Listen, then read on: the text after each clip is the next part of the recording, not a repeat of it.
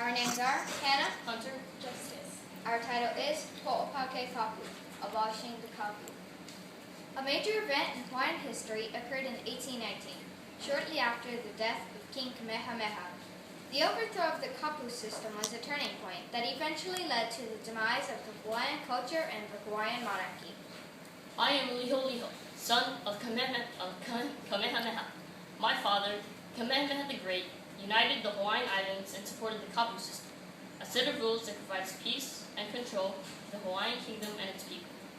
I'm Ka'ahumanu, favorite wife of King Kamehameha. Although I do not have any children of my own, I hanai Liho as my own son. King Kamehameha's bones were secretly buried. Before he died, he forbade any human sacrifices. By doing so, he spared his son, Liho, who would have been an offering to the gods. Instead, a black pig was made as an offering. After my father's death, a period of mourning known as Kumakena began and lasted for 10 days. Then the crowning ceremony for me was held in Kailua Kona. I was to become Kamehameha II. And alongside of him, I became Kuhinanui, Prime Minister of Hawaiʻi. Kamehameha II, it is time to Hoʻopau ke Kapu, abolish the Kapu. Punishment for anyone breaking the Kapu is too severe, sometimes ending in death. I do not think that is a good idea. The gods will become angry. These are such harsh punishments. If someone ate food reserved for the ali'i, they would get beaten to death or have their eyeballs gouged out. Also, if one stood higher than an ali'i or in an ali'i shadow, they would get put to death quickly. And if one person broke a sacred kapu, their entire family could die. This is too cruel. The people must learn from their wrongdoings. But these odds That's enough. I need time to think about these matters. I wanted to do away with the kapu, and I knew now was my chance to do so. If Kamehameha II ate with me for a meal, that would break the eye kapu. I shall invite him to a luau. Come, Kamehameha, my son, eat with me. No, I shall not break the eye kapu. It has existed for hundreds of years, and now is not the time to stop enforcing it. Plus, it has established a suitable way of life for the people. But these laws are unfair to women. We're not allowed to eat coconut, certain types of fish, and bananas, because they are thought to contain mani, power, which is only reserved for men. And even though I'm Kuhinanui, I'm not allowed to make political decisions. Alright, fine. But I'm not doing this just for you. I know my mother, Keopuolani, and my brother, Kakeoli, have eaten together, and I do not want anything to happen.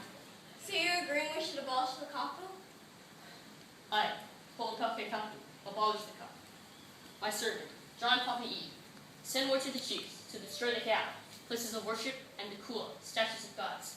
Hoʻopau Kapu, abolish the kapu. Abolishing the kapu was a turning point for the ali'i, because some of the makainona, commoners, no longer regarded their ali'i as a direct descendant of the gods. By openly eating with the women, they saw that no punishment followed, and the news spread quickly throughout the Hawaiian kingdom. I have brought you all here today to let you know that I will be ordering a kapu abolishment on all except hunting, farming, and fishing kapu. Although there are several small revolts against these changes, I have muskets and ammunition from the American traders so that I can quickly put down any protest. It was about this time that missionaries were sailing aboard the Thaddeus in hopes of spreading Christianity. The first boat of missionaries arrived from Boston in 1820. King Kamehameha II, I am Hiram Bingham, a Protestant missionary.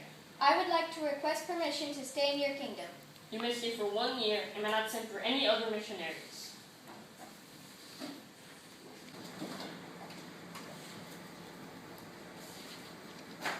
The appearance of destitution, degradation, and barbarism among the chattering and almost naked savages, whose heads and feet and much their sunburnt swarthy skins were bare, was appalling. How dark and comfortless their state of mind and heart. Can such beings be civilized? Can they be Christianized? Will we be able to continue the great awakening of Christianizing all people in the world, including here? Over time, Hiram Bingham's attitudes towards the Hawaiians had changed. He befriended me and taught me to read the Bible. He also translated our language into the written word. Ka'ahumanu. We left off on Psalm 8. Lord, our Lord, how magnificent is your name throughout the earth. You have covered the heavens with your majesty. Your religion is fascinating, Mr. Bingham. How may I be baptized as a Christian like you? Well, Kaʻahumanu, you must turn away from superstitions and worship of your idols. You must learn to accept God. If you can do that, I will baptize you. But Mr. Bingham, I want Christianity to be taught to all my people, but I know some still hold on to the old Hawaiian ways. Kaʻahumanu, all I can do for you is baptize you. But if you become Christian, I'm fairly certain that your people will follow. Besides breaking away from the Hawaiian religion, another major turning point was when I lifted the kapu on Iliahi, sandalwood. For many years, traders had been coming to Hawaii to restock their ships before sailing to China. When it was discovered that we had sandalwood in our forests, traders were eager to buy it to trade with China. Chinese merchants wanted the sandalwood because of its sweet smell. My father, Kamehameha I, declared kapu upon sandalwood, because only he could use it to trade for guns, ships, and other foreign goods. To gain the support of my chiefs, I gave them my permission to harvest the sandalwood. By giving up royal ownership of the Iliahi, the Makainana, which are commoners, were sent to the forest to harvest sandalwood for their one chiefs. As a result, many Hawaiians died of starvation and illnesses due to the lack of food. Another factor in the population decline was from foreigners introducing new illnesses. Eventually, the chiefs went into debt by trading on credit. U.S. warships were sent into the Kingdom of Hawaii to investigate the mountain debt. The sandalwood debt was finally paid off when the whaling industry boomed. By that time, America needed whale oil for oil lamps, and ships would stop off in Hawaii to restock their provisions before continuing their whaling expeditions.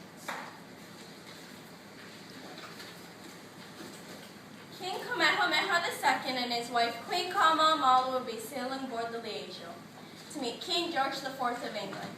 King Kamehameha wanted to ask King George on his advice on how he kept law and order in the British country.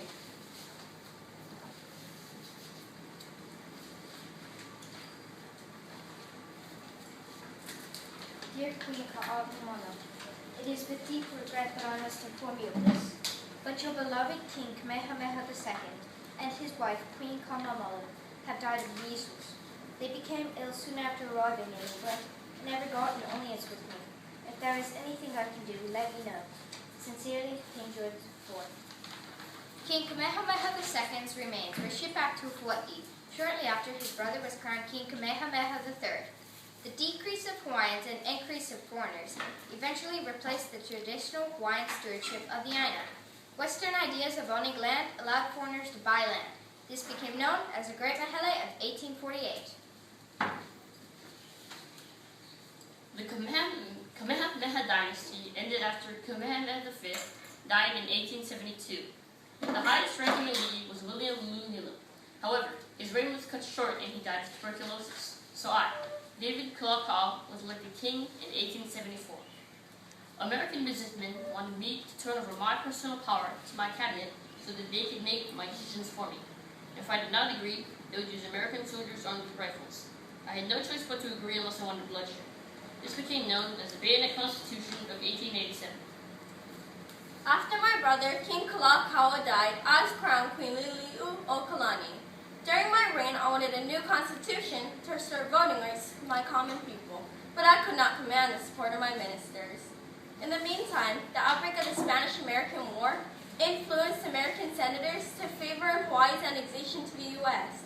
Against my will, in 1898, Hawaii became annexed to the United States of America. The breaking of the kapu system and arrival of foreigners and ideas eventually led to the breakdown of Hawaii's complex social system that had once existed for hundreds of years. These changes eventually led to the overthrow of the Hawaiian monarchy.